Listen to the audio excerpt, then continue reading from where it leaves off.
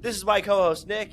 And as said on our previous episode, we will be doing the history of horror throughout October. And this week we are focusing on the decades of the 70s and the 80s and how things kind of evolved with some violence, slasher movies, maybe a little demonic movies. It was a really cool evolution in the genre, and I'm excited to dive into it, Nick.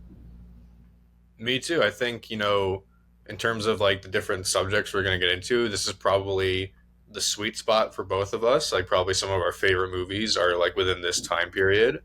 And I'm excited. I can't wait to talk. Yeah, I feel like these are the decades where I kind of first discovered horror and also where it first became fun for me. For a while, I really didn't like horror. I would say maybe till like I was at least like early teens. I would always just get too freaked out if I saw like my sisters or like my cousins watching a horror movie. It just wasn't for me. I would always just get too freaked out. But eventually, through hanging out with friends and watching stuff like Friday the 13th or Nightmare on Elm Street, I kind of was eased into it. Whereas the stuff was just scary enough where I was a little scared, but I was still having fun. No, for sure. Like, I mean, especially like the way they are nowadays, they're so jump scare heavy, just like trying to startle you all the time. And you go back to these ones and they have a lot more like style and craft to them. Like they're still scary and effective, but they seem tame by like today's like standards almost. For sure. One of my earliest horror memories actually was discovering the Halloween franchise. I was at my cousin's house and we put on a DVD for some movie. I don't think it was a horror movie. Maybe it was something like Jaws, honestly. And one of the trailers in the beginning of the movie was a re-release of the original Halloween on DVD or something.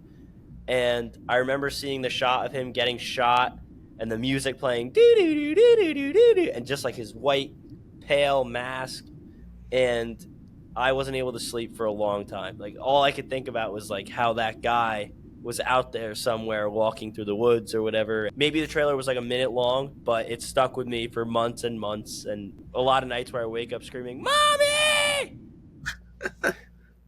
No, Halloween's like the perfect movie to scare like little kids because I mean, like for both you and me, we grew up in like the suburbs, and like the whole point of Halloween is like, what if there was a guy who just grew up in the suburbs and could just walk into your home and like kill you? And that's like a terrifying thought because you think you're just safe, like you're in like these safe little areas with all these like houses that look the same, and it's like the idea of just evil like growing underneath it is like terrifying. And his look was just so disturbing. The mask and the frilly hair. They really did a good job picking something that was not only unique, but also plain enough to seem as though it could exist in anyone's neighborhood on a night like Halloween, but also unique enough to be like, what the fuck is that guy? Who is that guy? You know? Yeah, they actually bought the William Shatner mask and they had to make it less scary because, the William Shatner face was just too terrifying for the whole crew to deal with, so they painted it white How to disguise. could you say that about me, Nick? Is that what he sounds like? Well, it's always made fun of on things like SNL and other actors imitating him, but he does have a little pattern to his speech when he talks. But it's not as aggressively stupid as a lot of people do the imitation. I mean, Halloween set like the standard for most of the tropes and everything. We're going to talk about Scream like later on or whatever, but they keep referencing like the rules of slasher movies, and like a lot of that is like just like talking about the stuff that happens in Halloween, like the final girl stuff, and then like just killing like everyone who like does drugs and has sex. Like it's very interesting the way everyone tried to emulate Halloween after its release. You don't know the rules? Come on, guys. You got to know the rules. Insert the clip of Nick reenacting the scene from Scream. Oh, hell no. Oh, we're doing it. That's how she always outsmarted the killer at the big chasing at the end. Only virgins can do that. Don't you know the rules? What are the rules? Jesus Christ, you don't know the rules? There are certain rules that one must abide by in order to successfully survive a horror movie. For instance, number 1, you can never have sex. No, big no. Sex equals death, okay? For instance, number 2, you can never drink or do drugs. Ooh, yeah! It's a sin. It's an extension of number 1. And number 3, never ever under any circumstances say, I'll be right back, because you won't be back. Hey guys, let me go get beer. I'll be right back. You push the laws, you end up dead. Alright, I'll see you in the kitchen with a knife. I mean, you know, Friday the 13th was like conceived just because they were like, oh, Halloween, that seems easy. We can do that. And then it sucked. Oh, you don't like the Friday the 13th franchise? At least the first one. Yeah, I know it's considered a classic, and a lot of people will swear by Friday the 13th Part 1, but honestly, it feels, even for a low-budget movie, it feels kind of boring in some parts, and obviously we watched it when we were older, so it wasn't as scary, but I don't really understand the hype, to be honest. The later movies in the franchise, I do, and I get it had a cool twist and everything at the end of it with, Mrs. Voorhees, but it just never really hit me as hard as people made it seem like it was supposed to hit me. And maybe you just had to be there. You know what I mean by that? Maybe. But also, I think when you like watch those first few, it's almost as if they know like the last one wasn't that good. Because I think at least for the first 4, they just keep recapping the last movies like over and over again. But let's catch people up to speed. They didn't see the last movie. It sucked. Well, that was a tradition dating all the way back to like the Mummy movies, dude. Mm-hmm. They used to show at least 10 minutes of the movie's runtime was showing the ending of the previous movie. A lot of Universal movies did that. And also the Rocky franchise. Slightly inferior to the Friday the 13th franchise, but still pretty good movies. You're right. The Friday the 13th movies, the 4th one for me is where it really picks up. I love the 4th movie. I can watch it anytime, anywhere. The characters are all pretty interesting. They're all good actors. They're not just eyesores while they're on screen, especially George McFly. And that's the reason that he got casted for George McFly. Crispin Glover did such a good job playing the awkward, nerdy character, and he was so funny and charismatic while being awkward and nerdy at the same time that he was cast for Back to the Future. And it's very evident because it's almost the exact same character. I just call him George McFly. I don't even care what his name is in that movie. He's George McFly. Crispin Glover? No, he's the best character in that movie. I don't remember any other character in the 4th movie except for him, especially because he does that crazy fucking dance where he's like shaking and jittering. I like the twins. The one girl who's the twin who gets thrown out the 2nd-story window.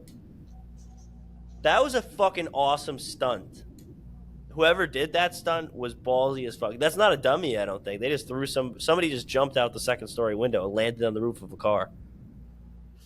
I think they like put pads or like a mattress like underneath some leaves, but even still, that's like, yeah, that's crazy, especially for something I thought she hit the roof of the car. I have to go back and watch it now. Either way, great stunt. I also like Friday the 13th Part 6. Have you seen that one? That one's a hidden gem.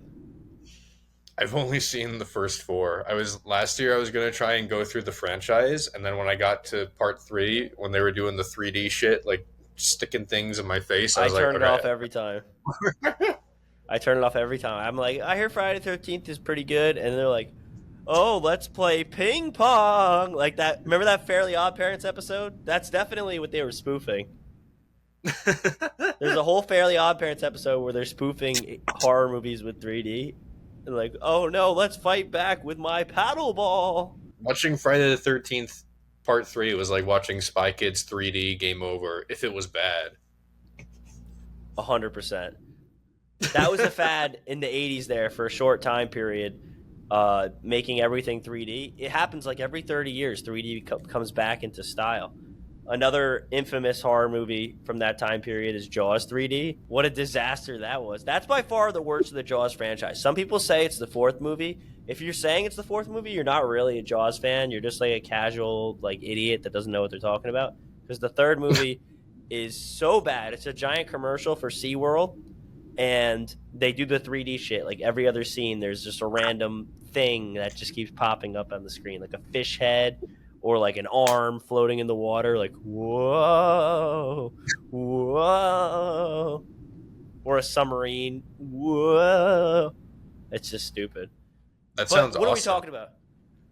What did you say? I was gonna say that sounds awesome, and I bet it holds up watching at home on your TV.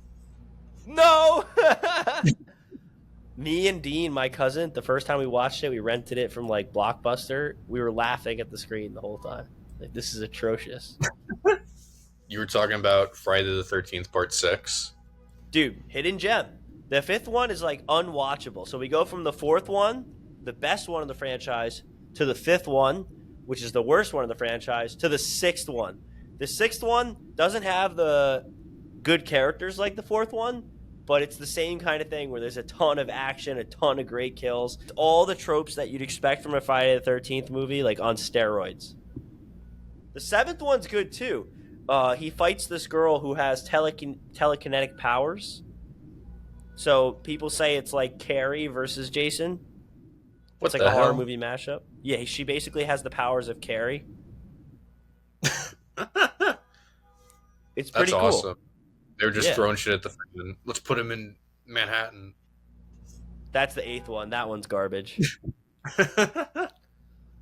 But it's a really unique franchise. Like, even though it has a lot of stinkers, it's cool that they kind of tried something different every time, or it evolved a little bit every time. Like, they didn't just do the exact same thing. Another franchise that we have to talk about is the Nightmare on Elm Street franchise, and I think that we could take the point that I was just making, like the uniqueness of each film. The Nightmare on Elm Street series takes that and does it even better. I feel like every movie is very different. They take like the same concept of Freddy and how he attacks you like through your dreams, but they always do something cool and original with the dream sequences or the different ways that he kills his victims. Sometimes as the series goes on, it gets more and more ridiculous and silly, but at least it's still something original. You know, I could watch any of the first five of the Freddy movies and have a great time, even if it gets bad. Like the fourth one. The fourth one's really goofy, but it's a guilty pleasure for me. No, yeah, I was gonna say like for me, like those first three definitely are like totally like solid watches. Like, and yeah, that first like batch in general, the killer in your dreams thing just like opens the door to like so many different like possibilities. Even like when they went to the '90s when Wes Craven came back to direct like New Nightmare, that's like probably my favorite one in the whole series. And it's like a totally different way to portray the concept, the idea of just taking the actors and they're playing themselves. It was like Wes Craven going meta before Scream even. That is cool. New Nightmare is a very original idea, and they kind of took the spirit of all the other Nightmare on Elm Street movies, and they still were able to. Wes was still able to implement that in his meta movie, almost as if the movie or the image of Freddy himself was coming to life and attacking the actors that were in the Freddy movies. What do you think of the design of the real Freddy versus the fictional Freddy that was from the movies? Do you think he's scarier? I don't know if his design is scarier. I know people don't really like him in that movie because they think like his hat in particular looks kind of weird and he looks more rubbery. But they take him like more seriously in the movie when he like appears for the first time. They do like a spin on like the like roof kill where he like drags the girl on the roof and kills her there.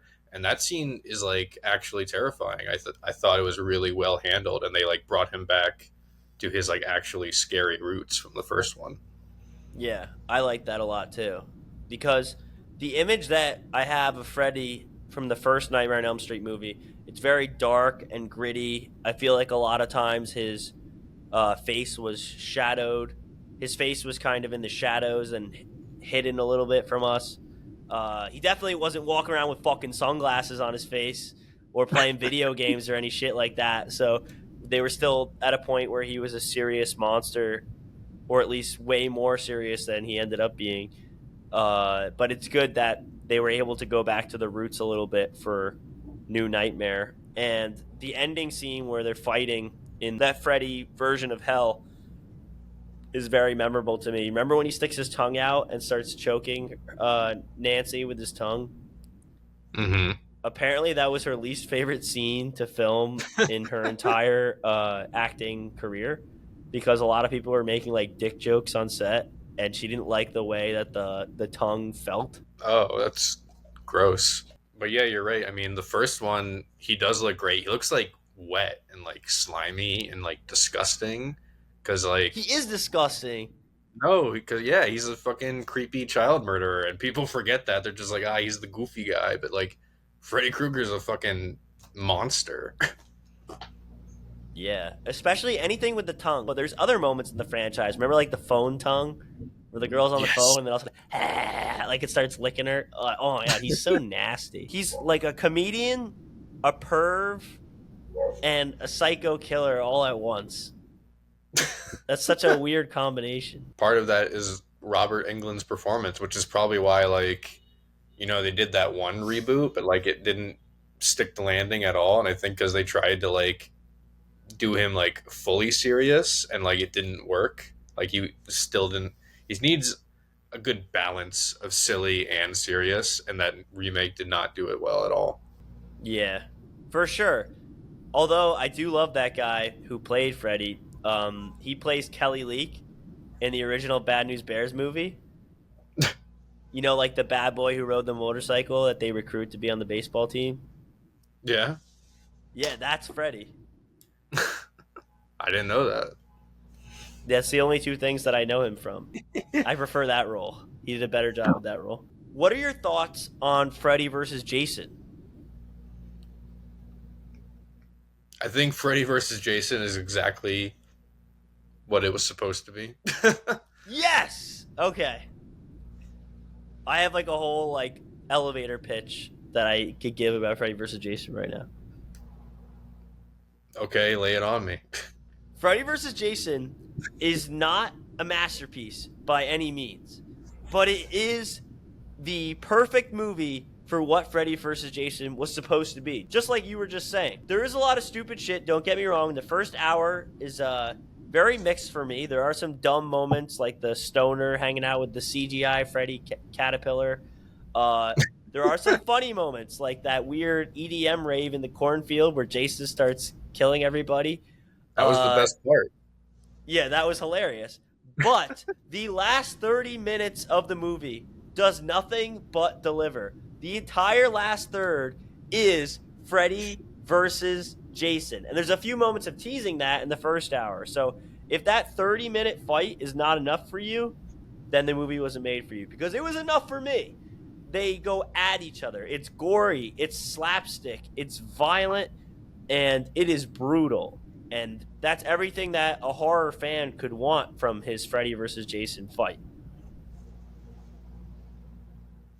No, I mean you're right. Like we said with the Friday the 13th and like I guess Nightmare in general, like at a certain point they just died out, and it's like what else do you do with them? And I guess mash them together. Why not? Fuck it. And I like how they also fight each other using like their different advantages.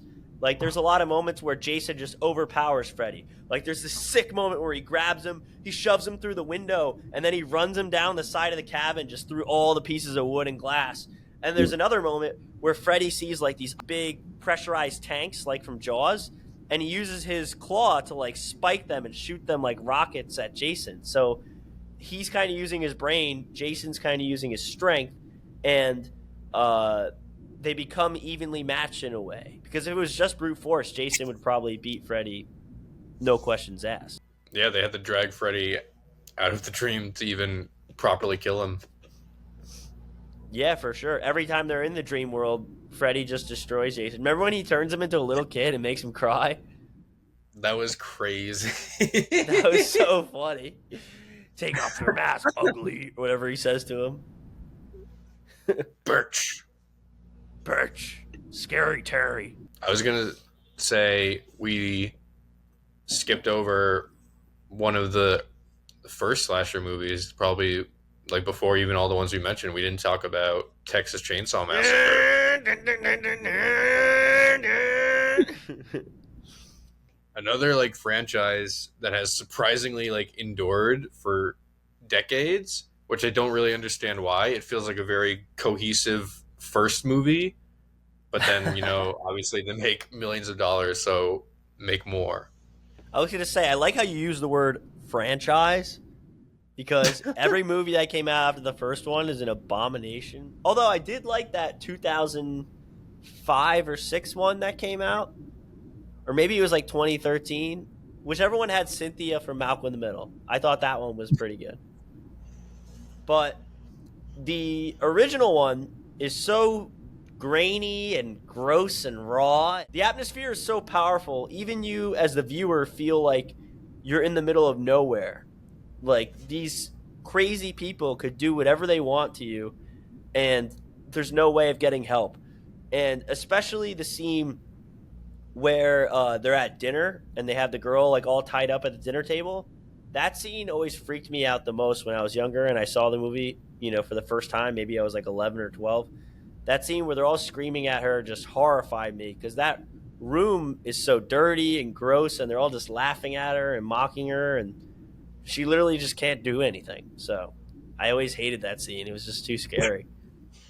No, yeah, I mean, like my first time watching it was like surprising too because it was just so exactly like what you're saying, like so gross and like disgusting. Like I think the first shot is like a rotting like skeleton or a corpse or something, and it's just like, ugh, it like makes you like feel gross for even looking at it. Imagine the smell of that house.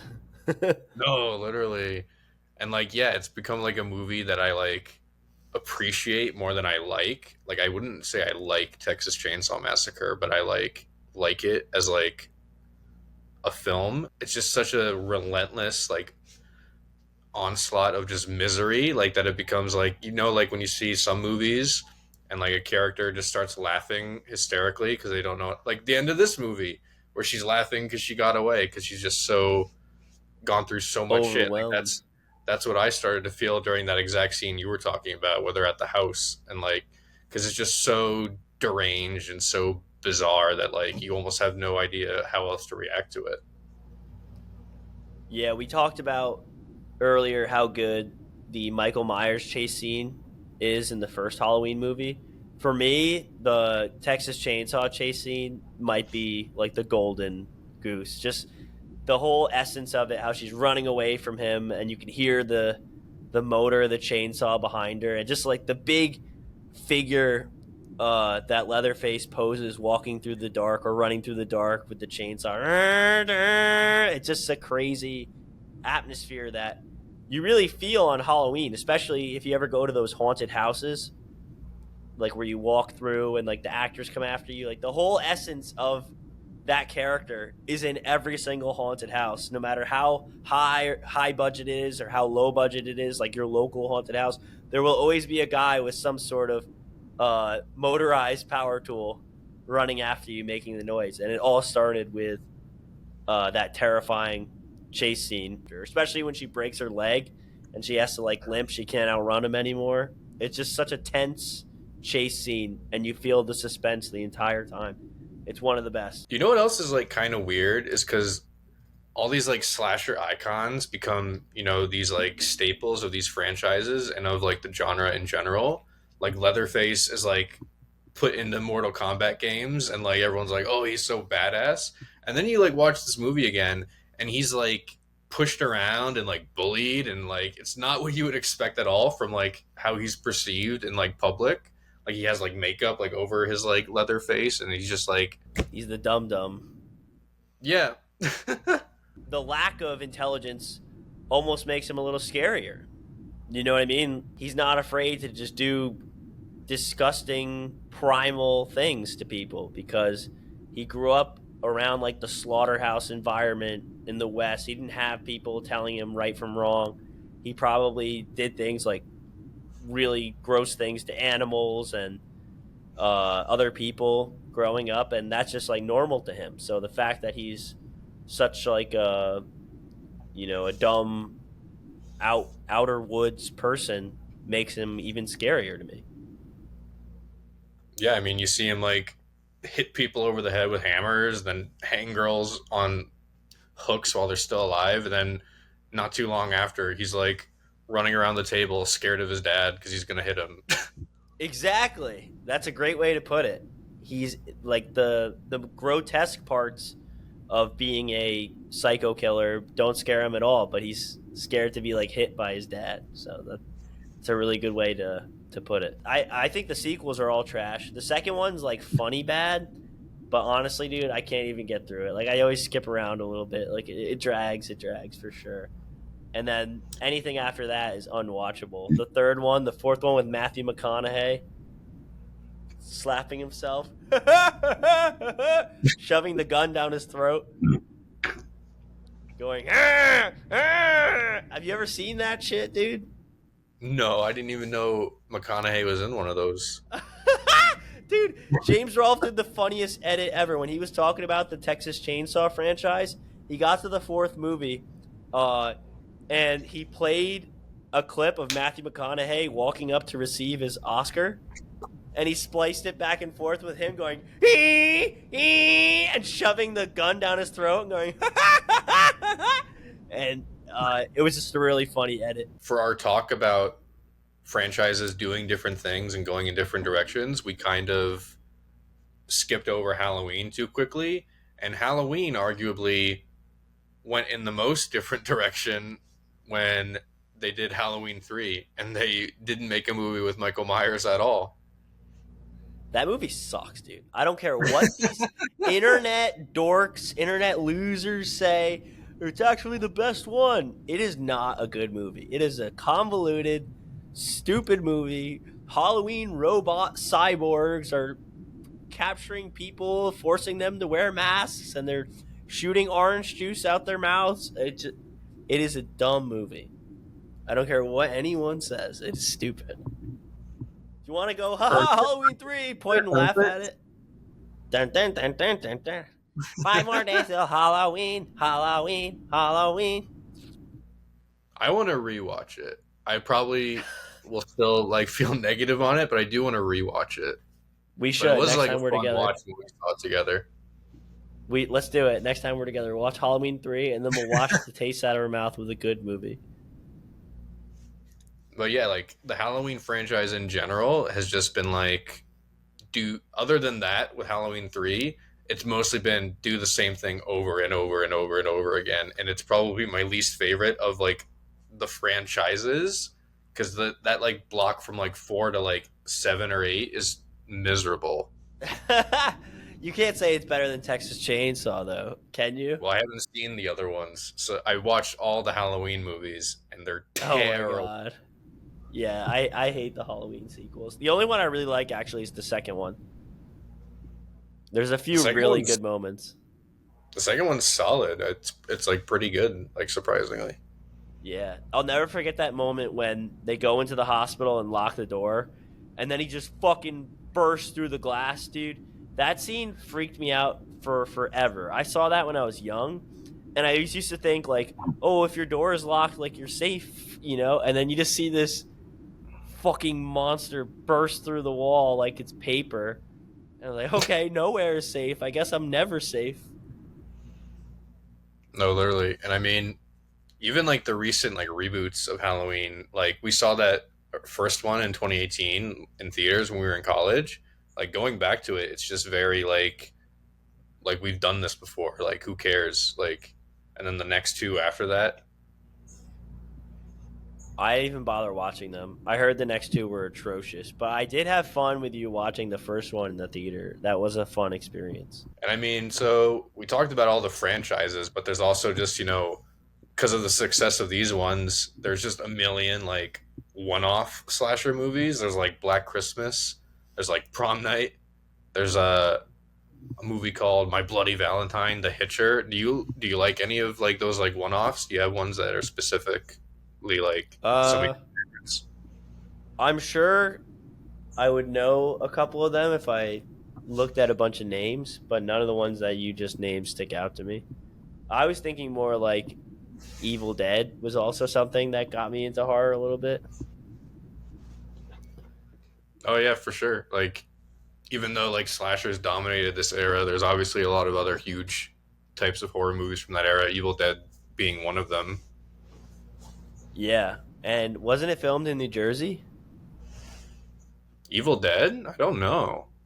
I I think don't it think so. was. I think it was, I thought it dude. was like I thought it was like Michigan. Oh, maybe. But I saw a video recently of this guy going to where they filmed the original Evil Dead and the cabin in the woods. It's almost completely gone now. There's remnants of a chimney, and then he found a hole in the ground, and that marks where they dug out the basement for like the swallow your soul, dead by dawn. You know, like the basement The like door Deadites. hatch thing. Yeah, that hole in the ground still exists. So if you go to that campsite, you walk. It's really far out in the woods too. So it's almost like it makes it feel like it's real, like it's like this actual like demonic event happened in the woods because the house is like destroyed, like it was exploded, and then you could actually pinpoint the exact spot where the basement was, and that girl was coming out of the basement. So I thought that was really cool to see. No, yeah, The Evil Dead is one of my favorite movies to read about, like with regards to filmmaking in general, because it's really like an inspiring movie. Because Sam Raimi made that when he was like 20 years old, just like collecting money wherever he could, and then just going in the middle of the woods, like you said, and just recording with his friends, like and like it was brutal too. Like people were like getting like cold and just quitting like on set. Like Bruce Campbell injured his leg, and like Sam Raimi would just provoke him by like poking it with a stick like over and over again. Like it's a crazy production story. Yeah, that is an awesome story, dude. I would love to like see what it was like on that set. Like if there was just a camera filming them the whole time, that would be a great movie in itself. Get in the fucking hole. It's cold. I don't fucking care. Get in the hole, Bruce. No, I want to film Spider Man instead. There's also like a couple movies that are like horror adjacent, but like people will still like refer to them as slasher movies in some instances. So like for instance, Predator or like Alien, like people call those like proto slasher movies too, because like they just revolve around a cast of characters getting picked off one by one. If Predator is a slasher movie, that's the coolest slasher movie of all time. That Cool movie trivia has question. What is the yeah. only 80s action movie or slasher movie? I guess you could say if you really want to fuck with somebody's mind. What's the only 80s slasher movie to have two former U.S. governors? I was literally about to say the same exact fact right there. Of all Yeah. the movies that could have that, Predator. It Jesse makes perfect Ventura sense and if you Arnold think about it. Schwarzenegger. Predator is so good. I just rewatched it like I think this year. Um, it's definitely my favorite of the Predator franchise. I think that one went downhill real fast, to be honest. Yeah, I But like was gifted a box set of all those movies, and so I was like, I might as well watch all of these, and like it wasn't worth it. I tried watching Predator too, and I just was not into it at all. And I usually love silly '80s stuff, but I just thought it was so off from where the first one was. It was like almost offensive.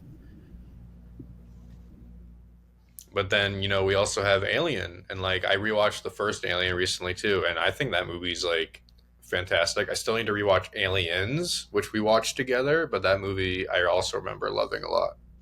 Alien, uh, I think the argument for it being a slasher movie is a lot stronger than Predator because it has a more creepy and uh, the atmosphere is very like you're alone, in space, no one can hear you scream. So I could see that argument a little bit stronger than I can the one for Predator. Aliens is just a straight up sci-fi action movie, and it's one of my favorite movies of all time. Aliens is like in my top 10 movies. So if you want to rewatch Aliens after we watch Halloween 3, I would totally be down. No, for sure. And I mean, those two franchises also clash together. They made two of those, right? Alien versus Predator. Let's not bring that up. Why? Let's go right past that. Clearly, it was better than Freddy vs. Jason because they made two of them. Double. The first one was not good. The fight was okay, and then the second one was terrible. It wasn't even Alien versus Predator. It was Alien. It was Predator versus Alien Predator. What? Yeah, the second one is like uh, the alien is like a half predator, half alien.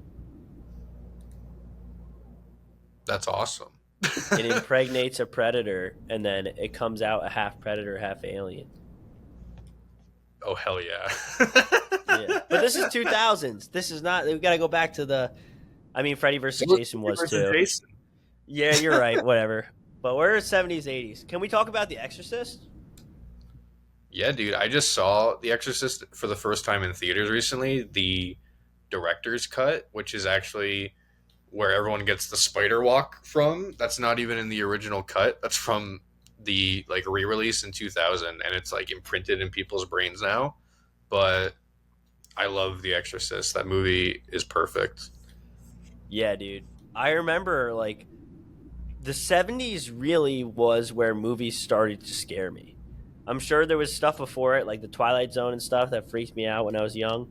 But the images that were in some of those movies haunted me for years and years to come. We talked about Halloween. I'll never forget when I first saw a scene from The Exorcist. Not even the whole movie. Just I was watching like this horror compilation on YouTube when I was like 7 or 8, and just like random scenes from scary movies. And I saw like one scene from The Exorcist, and just like I told you earlier, like I could not sleep for a long time. It completely fucked me up. Just like the whole image of the little girl, and the fact that my religious family was like, "This is real," it scared me even more. So yeah, I could imagine that a lot of people have a similar story about their childhood, and even maybe even seeing it in the movies when they were younger. No, I think that's something that works about The Phenomenal. Exorcist too. Is like obviously if like you're someone that buys into like religious imagery and demons and stuff, it'll be more effective for you. But like a lot of the characters in the movie, especially like Ellen Burstyn, the lead actress, like she's not religious, and like she goes through every medical possible explanation of like what's going on, and like nothing is working, and so she turns to like a priest out of desperation, and even he's like, we don't do exorcisms anymore. She, I buy into that whole concept really hard on a movie we talk about later this month. But no, I know what you're talking about. that whole element of like good versus evil really got me intrigued in horror movies, and we'll talk about where later on. But I do like the whole element, all the going back all the way to like Dracula, and Van Helsing, like the whole like the power of Christ compels you is such a cool element in the movie. You take the cross, the fact that like this image can, save you is a cool concept to me. Fighting the Hmm. power of evil with the power of God.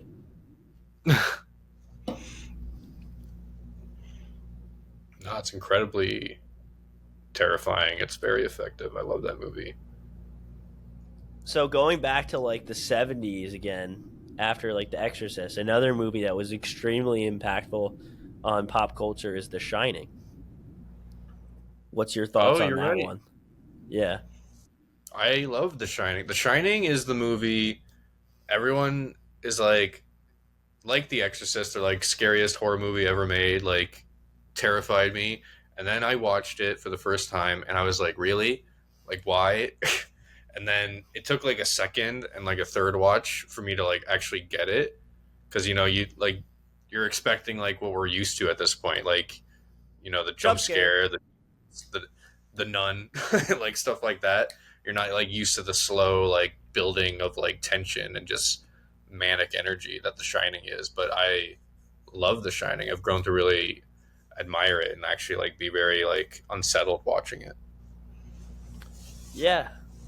It definitely has enough weird shit to keep you on your toes. Like it's almost like the movies now are very direct with the scares, and that movie is so random and weird that it's like you don't know what to expect, what's going to come next, and that almost makes it more scary because it's so random. And also it has a great descent into madness. That's something we talked about last week with The Fly. An actor that can portray um, a good descent into madness and make it very believable is really impressive to watch. And Jack Nicholson's descent in The Shining is almost second to none. A great recent descent into madness too that I remember watching was The Lighthouse. Remember we watched that movie? Mm-hmm. Yeah, that I think that The Shining and The Lighthouse, they're very different movies, but the same kind of concept is very comparable. I do want to say about like The The Shining, isolation. like when that movie came out, like it got nominated for Razzie Awards. Like a lot of people didn't get The Shining, and so the Razzie Awards nominated it for Worst Picture, Worst Director, and Worst Actress for Shelley Duvall, which is fucking disgraceful because I think Shelley Duvall as Wendy is one of the best horror performances ever. Like her just sheer like fear, like in multiple scenes, is like incredible. Like I saw that movie in a theater That's last year too. disturbing that they I nominated her know. for that award. That's so fucked up. No, it's How truly can like even if you don't disgusting. like horror, like you know what I think it was, dude? Back then, like the Karens were like in control of like all those awards. Like no, it's a horror movie. That's the worst one that came out this year. Like something I noticed too is in the modern era when movies and like directors and stuff are being interviewed for things, they usually get somebody who's at least somewhat interested in the movie or the topic to interview them, you know? I've seen a lot of interviews, like even from like Nightmare on Elm Street. I saw an interview the other day on Facebook where Robert Englund was being interviewed by some lady, some Karen, on a news channel. She's like, "I don't like your movies. Like they're horror movies." Like, he was on to promote his movie on this newscast, and the first thing she says is, "I don't like your movies. I don't watch them. I'm not a fan. Not a fan." Like that would never happen nowadays.